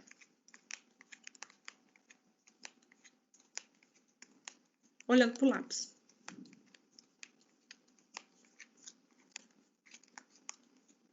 O dia inteiro. O que significa isso? Chame a família e fala para a família investigar essa criança. Porque, de certo, ele tem alguma coisa que pode ser caracterizada como TEA, tá? Eu sei dizer se é autismo, eu sei dizer se é Asperger, eu sei dizer se é Rett, eu sei dizer se é psicose, eu não sei, mas eu sei dizer que é TEA. Pode ser qualquer coisa aí, pode ser leve e aí é Asperger, pode ser grave e aí é autismo, tá? Ou pode ser psicose e eu não tô sabendo, eu não tive tempo ainda de observar melhor, tá? Então, observei esses 3, essa tríade de comportamentos. Opa, chama a família. Como que ele é na sua casa? Ele faz exatamente isso? Mãe, então, eu acho melhor investigar um pouquinho mais. Não é falar assim, olha, seu filho tem autismo, vai caçar um médico. Não, eu acho melhor investigar. não diz, olha, eu acho que ele tem isso. Eu falo assim, o que a senhora acha de fazer uma investigação? Tá? Porque a gente observou esse comportamento, esse e esse. Ponto. Vou dizer, e diante disso eu acho que é aquilo. Não, eu observei isso, isso e isso. Tá? Então, é fácil, gente. Como é que eu sei que a criança tem qualquer coisa que me leve a acreditar que é TEA, que é espectro autista? Não conversa com ninguém, tá? Então, assim, não interage, não se comunica e tem comportamento repetitivo. Tudo bem? E aí, assim, num prazo maior de tempo, eu consigo observar também. Não consegue fazer as suas tarefas diárias. Tem dificuldade para criar ou para manter relacionamentos, tá? A longo prazo que eu tô dizendo assim, ao longo da vida, tá? Na vida adulta não consegue manter um emprego, tá? Não consegue manter uma vida social e assim por diante, tá? Então, assim, enquanto criança, eu observo essas três, essa tríade de comportamentos. E ao longo da vida a gente observa isso, tá? Não consegue ter amigo, não consegue ter uma vida social, não consegue ir em festa, não vai, enfim, e não consegue arrumar emprego, tá? Olha lá, gente, o autismo clássico, a versão mais severa da doença, é um distúrbio de desenvolvimento de origem orgânica, ou seja, é uma lesão no cérebro, tá? Cuja causa específica de componente genético ainda não se conhece com detalhes. Foi descrito pela primeira vez por Leo Kanner em 1943, caracterizado pela tríade: alteração de comportamento social, relação com pessoas, alteração de linguagem e comunicação e alteração de comportamento. Acabei de falar para vocês, tá? Severas. No caso do autismo, isso é severo, tá certo?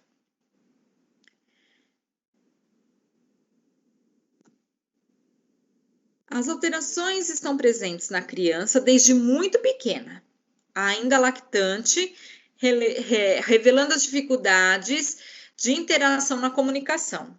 Então, assim, é uma criança que demora para aprender a falar, é um bebê muito quieto, é um bebê que não chora, que não ri, que não sente falta da mãe.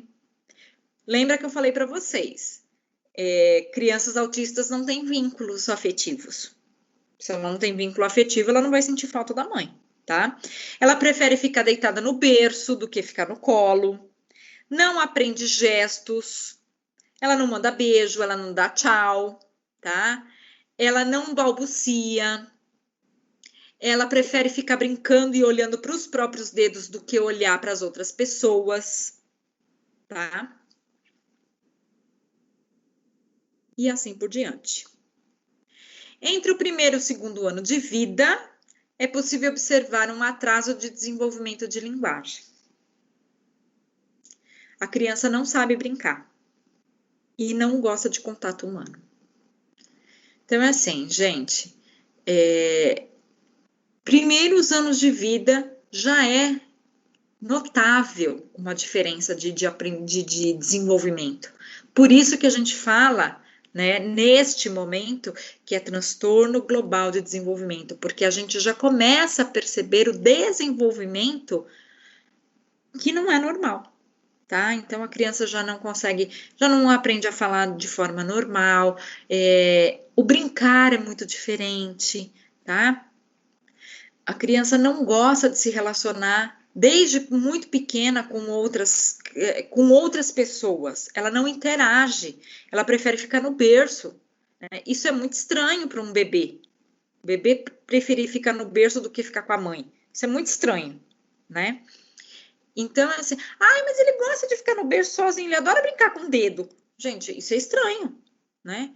Isso é estranho, tá? Ah, ele não chora, que bonzinho que ele é. Esquisito isso, tá? Então, olha, falta de interação social, incapacidade para jogar, para brincar, e dificuldade de comunicação, isso é muito estranho, certo? O isolamento social já é para se observar nos primeiros anos de vida, tá? Então, o que a gente observa? Criança autista não estabelece contato com os olhos, ela não olha no rosto das pessoas. Ela não dá atenção, ela parece surda. Ela parece que começa a desenvolver linguagem. Parece. Age como se não tivesse conhecimento do que está acontecendo com os outros. Ela não se importa com os outros. A verdade é essa. Ataca ou fere pessoas, mesmo sem motivo. É inacessível. As pessoas tentam falar com ela e ela está em outro mundo. Ela parece que está no mundo paralelo, tá? Não se interessa em explorar o ambiente. Apresenta gestos que não fazem sentido, tá? Lambe brinquedo, cheira, tá? Parece insensível, então ela se machuca. É como se ela nem tivesse se machucado. Não se mistura com outras crianças, tá? Resiste ao aprendizado de qualquer coisa, tá bom? Não demonstra medo, resiste à mudança de rotina, usa as pessoas, os movimentos não são apropriados, assim como os risos, tá? A hiperatividade física é extremamente acentuada, então é fora de contexto, a pessoa ela não tem noção de espaço físico, tá? Não tem contato visual, como eu já falei para vocês, certo? Gira o próprio corpo ou os objetos, tá? É agressivo e apresenta comportamento indiferente aos outros. Tudo bem, meninas? Vocês estão muito quietinhas.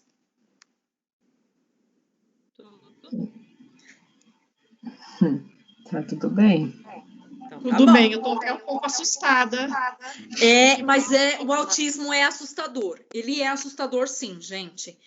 A gente, quando fala do autismo, a gente faz referência ao Asperger, que é aquela criança doce, que conversa, que fala difícil. Isso é coisa de Asperger. O autista é isso, gente. Ele é agressivo, é alheio ao mundo. Esse é o autista, tá? Então, assim, a gente confunde, na verdade, né? E aí as pessoas falam assim, ai, meu filho é autista. Eu vou trazer ele aqui para conversar com você. Ele adora conversar. Então, ele não é autista. Ele adora conversar, ele não é autista. Por quê? A criança com Asperger adora conversar. Né? É extremamente comunicativo. Então, assim, a gente realmente confunde, tá? E assim, o autismo severo, esse clássico, ele é assustador mesmo. Olhem só, observem as questões de linguagem, tá? Repetição em eco. Então, assim, se a pessoa fala para você assim, fala para a criança autista assim, oi, tudo bem? Ele fica, oi, tudo bem? Oi, tudo bem? Oi, tudo bem? Oi, tudo bem? Oi, tudo bem? Horas repetindo isso, tá? Ou então ele fica assim, repetindo uma palavra que não tem o menor sentido. Pedra, pedra, pedra, pedra, pedra. E ele nem viu uma pedra ainda. Certo? Então, assim, tem dificuldade em falar sim, porque o sim significa aproximação com o outro, então para ele tudo é não. Vamos então, não. Que é isso? Não. Não. Tudo para ele é não. Não. Não. Aprendizagem do eu, do você, do nós, é muito complicado. Ele não tem essa noção de quem sou eu, quem é você e quem somos nós. Ele não tem essa noção, tá? Isso para ele é uma bagunça só. Ele mistura, ele troca, ele acha eu, você, é tudo a mesma coisa. Não tem essa noção, tá? Com relação às questões motoras, ele pode ficar imóvel por muito tempo. Ele pode repetir movimentos por muito tempo, então ele pode ficar lá.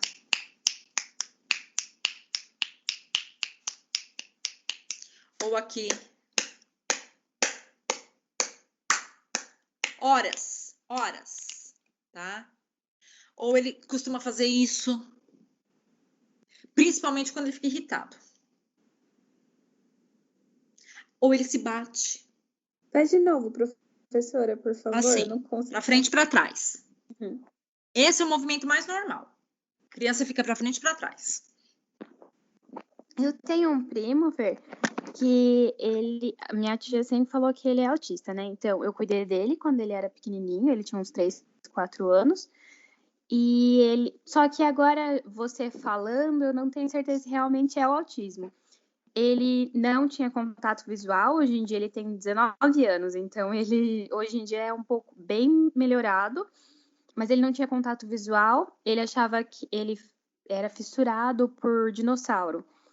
E aí ele falava que ele era um T-Rex, então ele ficava o dia inteiro imitando um T-Rex, de verdade, com o bracinho curtinho, os 3 dedinhos só, e ele ficava o tempo todo andando de um lado para o outro. Se ele era contrariado, ele batia a cabeça no chão ou na parede, então ele se automachucava. Só que ele era extremamente ligado à mãe dele. Eu não sei se é porque ele tinha medo de ser abandonado, alguma coisa do tipo, mas ele era extremamente ligado à mãe dele. Inclusive, uma vez a gente foi visitar eles, que eles moravam em outra cidade ainda, e ele veio todo feliz entrando no carro. Na hora que a gente saiu com o carro, que ele viu que a mãe dele não estava dentro, ele fez meu tio parar o carro e ele saiu correndo no meio da avenida, assim, e gritando o nome da mãe dele. Quando ele bateu a cabeça, ele reclamou de dor? Não, ele ficava tão bravo que ele só se batia, assim, batia muito a cabeça no chão, na parede. Onde ele via, assim, se a gente, não deixava ele ir pro chão, ele ia na parede e batia a cabeça. E ele nem demonstrava dor nem nada. Tem características de autismo, sim, mas não é o mais severo, tá? Não chega a ser a Asperger, que é extremamente leve, é um autismo extremamente leve, mas também não é esse autismo severo que eu estou descrevendo para vocês, é uma coisa mais intermediária, tá? Sim, tanto que ele fez, eu sempre esqueço o nome da Camp, eu acho que é a da Camp, não tenho certeza. Ele fez por muitíssimos anos, né, até ele terminar a escola, então até os 17 anos dele, ele fez acompanhamento, e hoje em dia, nossa, a gente vê ele, parece outra pessoa, ele tenta conversar com a gente assim, mas pra quem não sabe, meu namorado mesmo, a primeira vez que viu ele, falou assim, nossa, seu primo tem alguma coisa? Porque acaba identificando, né, que não tem uma forma de socializar normal, como as outras pessoas, então, mas ainda assim, ele tá muito melhor, ele conversa, ele cumprimenta, ele olha na sua direção, tá bem melhor, nossa, não tem nem comparação, assim. E assim, gente, é lógico, tá? O que é que faz muita diferença? Intervenções pedagógicas e psicopedagógicas, tá? Se existe um acompanhamento, se existem intervenções, é lógico que tudo isso tem uma outra conotação, tá? Hoje, existem escolas especializadas em crianças autistas, tá? Existem profissionais que são altamente qualificados e que estudam autismo. Há 10 anos atrás, a gente não via nenhum profissional que falava, eu sou profissional, que estudei só para tratar de autismo. Eu fiz um curso sobre autismo, né? Então, por isso que eu falo para vocês que eu conheço na teoria, tá? Eu nunca lidei com uma sala só de autistas. Na verdade, eu nunca trabalhei especificamente com educação especial. Eu sempre trabalhei com crianças inseridas nas classes regulares, né? Mas eu nunca dei aula para um autista, por exemplo. Nunca tive nenhum, né? Eu já trabalhei com pessoas que têm Asperger, adultos, mas eu nunca tive na escola nenhuma criança, né? Eu nunca tive nenhum aluno autista. Não sei como que é ser professora de um autista, né? Deve ser muito difícil, porque eles são extremamente resistentes. Ao contrário das outras síndromes, né? E ao contrário do Asperger, o autista é não para tudo. Eles não querem. Se eles acharem que eles não têm que aprender, eles não vão aprender. O dia que ele quer aprender, ele aprende. O dia que ele não quer, não insista, porque não vai, né? É no tempo dele, e isso é muito difícil, porque às vezes o resto da classe não entende que o cara não tá afim, né? Sim, na creche que eu fiz estágio, inclusive, eles tinham um aluno autista, né? Ele tinha 4 anos, mas ele parecia uma criança de 7, 9 anos, assim. Ele era muito grandão, gente. Ele era até mais do que... Ele tava quase do meu tamanho já. Não que eu seja muito alta, mas enfim. E ele batia muito a testa, assim, na mesa ou na própria mão, sabe? Como dando soquinhos. Ele não conversava mesmo, ele nem falava, ele só dava gritos, assim, alguns gemidos. E a professora tinha que ficar com a porta fechada o tempo todo. E geralmente tinha uma monitora do lado dele, porque ele saía correndo pela creche e tentava ir embora, assim. Ele não ficava sentado, ele não fazia atividade, ele não participava de nada. Até mesmo quando a gente ia pro parquinho, né? Ele ficava, sabe, na dele, brincando sozinho. E às vezes ele gritava e saía correndo. Aí tinha que ir alguém correndo atrás dele. Nossa, o autista, ele é assim, é bem difícil de lidar, né? Porque se ele achar que é não, ele é bem difícil de lidar mesmo, tá? Aliás, não só o autista, tá, gente? Todos os transtornos globais aqui de desenvolvimento são muito difíceis de lidar, muito. Por quê? Né? Penso eu. Primeiro passo, eles não têm vínculo afetivo com ninguém, nem com eles mesmos. Então, se eles caírem, quebrarem a cabeça, sentir dor ou não sentir, para eles não faz diferença, tá? Quer falar, Vilma?